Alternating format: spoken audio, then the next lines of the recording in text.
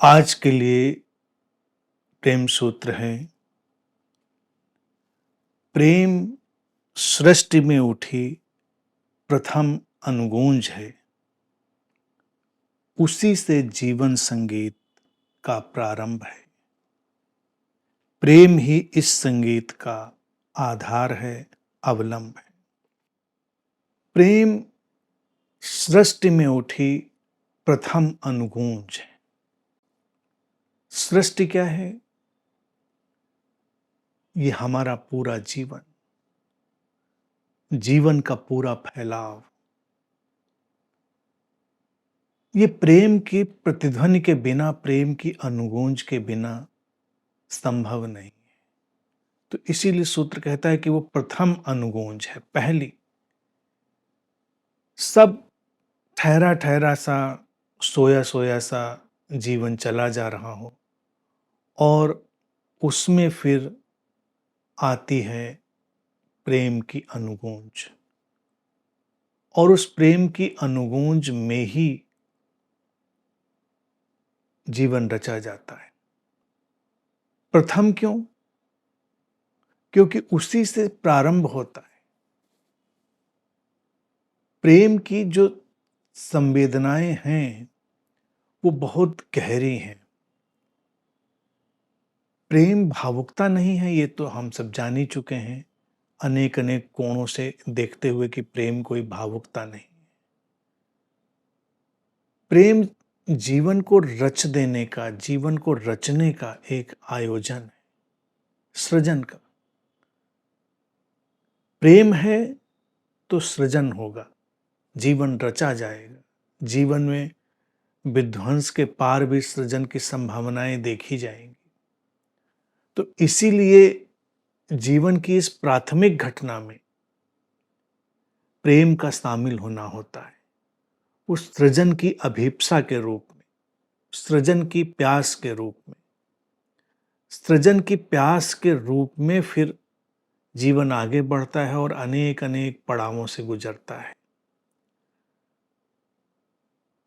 जब हम कहते हैं सृष्टि में उठी प्रथम अनुगूंज है, तो सृष्टि के वो अर्थ भी हो सकते हैं जो बाहरी जगत के हैं, और सृष्टि हमारी सबकी अपनी है, अपने ही जीवन की सृष्टि, यानी कि जो जीवन को रचने की प्रक्रिया है और जीवन की रच गई जो सत्ता है, उस सब को हम सृष्टि कहते हैं। इसीलिए भारत में हम सृष्टा का कोई कॉन्सेप्ट नहीं रखते हैं कि सृष्टि तो है, लेकिन जैसे बाहर लोग कल्पना करते हैं कि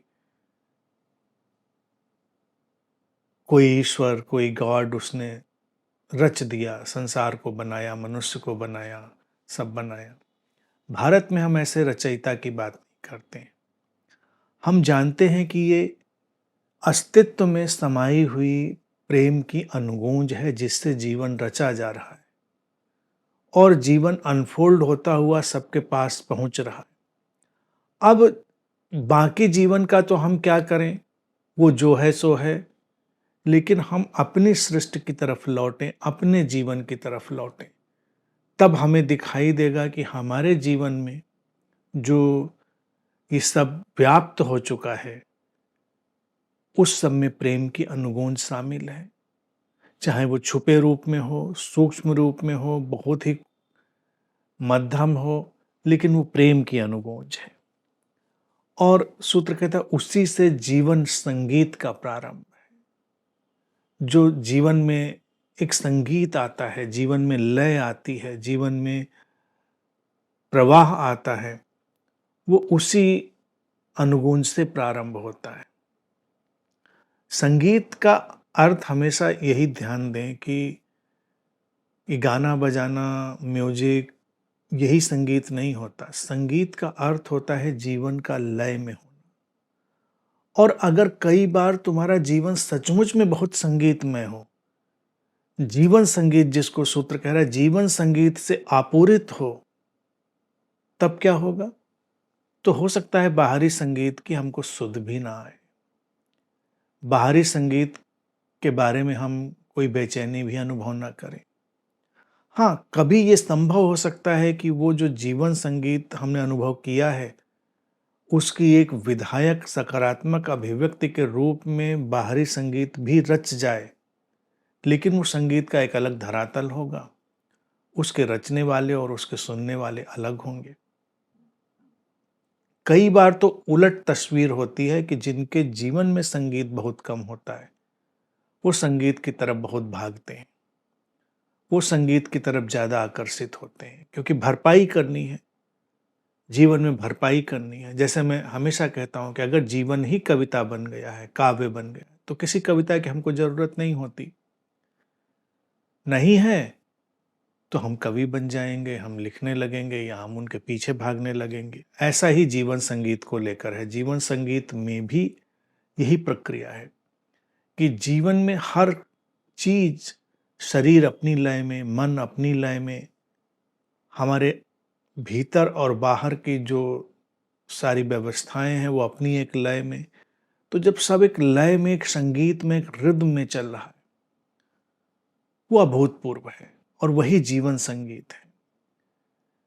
हम अस्वस्थ कब पड़ते हैं, हम जीवन में परेशान कब होते हैं? जब जीवन संगीत टूटता है, जीवन संगीत में कोई रुकावट आ जाती है, कोई लय टूटती है। अन्यथा तो हम जीवन संगीत के साथ चल रहे हैं। हमारी धड़कनों से खूबसूरत कोई संगीत नहीं होता और हम उन्हीं को सुनकर बड़े हुए हैं। माँ के गर्भ में हर कोई उसका अनुभव करता रहा है, इसीलिए बच्चों को जब भी माएँ अपने सीने से लगा लेती हैं, वो खामोश हो जाते हैं, रो रहे हैं, शांत होने लगते हैं, क्योंकि उनको वो रिद्म सुनाई दी है जिसको उन्होंने अनुभव किया है प्रारंभ से। वो एक इशारा है, एक शुरुआत है। ऐसे ही हर रिद्म, हर चीज की रिद्म है, हर चीज की एक लय, हर चीज का एक संगीत है जो जीवन में व्याप्त है। और सूत्र कहता है प्रेम ही इस संगीत का आधार है, अवलंब है। आधार भी है और उसको संभालने वाला अवलंब भी है, सहारा भी देने वाला है।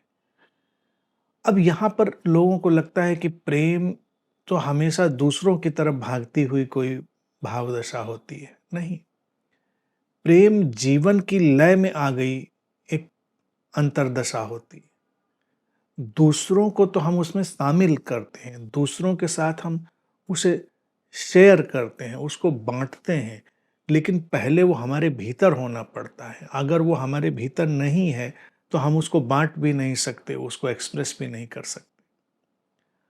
और ये प्रेम की अनुगूंज ऐसी है कि इसकी प्यास तो बनी ही रहती है प्राणों में। तो अगर हमने उसको अपने अंतरतम में नहीं ढूंढा, सहेजा, संवारा, तो हम बाहर ढूंढने निकलते हैं। और अगर हम भीतर ही खाली खोखले हैं तो बाहर भी हमको कैसे वो दिखाई देगा? तो बाहर की स्थितियां फिर खाली बर्तनों के टकराने जैसी हो जाती हैं, बेकार के शोर, बेकार की जो स्थितियां हैं उनकी बन जाती हैं। तो इसीलिए संबंध भी लोग जब विकसित करते हैं तो संबंधों में टकराव है, उलझाव है, बिखराव है। क्यों? क्योंकि खालीपन से निकले हैं। प्रेम आंतरिक भराव से छलक गई दशा है। संगीत जीवन का जो है वो एक हमारी छलकती हुई लयबद्धता है, वही संगीत है। और जिस व्यक्ति के जीवन में संगीत होता है उसकी पहचान भी है। जैसे प्रेम की पहचान है, वैसे ही जीवन संगीत की पहचान भी है। प्रेम से भरा व्यक्ति हमेशा पहचाना जाएगा, ऐसा तो है नहीं कभी पहचाना नहीं जाएगा। जीवन संगीत का व्यक्ति हो तो उसके उठने, बैठने, चलने, बोलने, रुकने, हर चीज में एक लय दिखाई देगी। और उसको हम ट्रांसलेट करेंगे तो हम कह सकते हैं कि संगीत दिखाई देगा। उसके उठने, बैठने, चलने, बोलने, खाने, पीने, हर चीज में एक संगीत है, एक रिद्म है, बिखराव नहीं। और जब प्रेम की धारा सूखती है तब क्या होता है? तब सारी लय टूट जाती है। व्यक्ति का उठना, बैठना, चलना, बोलना, खाना, पीना, सोना सब विशृंखल हो जाता है, बिखर जाता है, टूट जाता है, अराजक हो जाता है। तो ये अराजक स्थिति ही प्रेम के अभाव की स्थिति है। प्रेम की स्थिति बनी, यानी कि हमारे भीतर रिदम लय की स्थिति बनी, तो सब कुछ लय में आएगा, भीतर भी बाहर भी। प्रेम ही उसका आधार भी है, प्रेम से ही वो निकल रही है, और प्रेम ही उनका अवलंब भी है, प्रेम ही उनको संभालने वाला भी है, प्रेम ही उनको पोषित करने वाला है। प्रेम अर्थात वो डीपर डीपर डीपर अंडरस्टैंडिंग, जो हमारी हार्मनी की अंडरस्टैंडिंग है, वो वही प्रेम है। तो ये एक पूरा परिदृश्य हमारे सामने है जीवन का, और जीवन के संगीत से जुड़ने का, जीवन के अनुगुण से जुड़ने का। इस प्रेम सूत्र में हम इस रिदमिक नेचर है जो प्रेम का, उसको देखते हैं।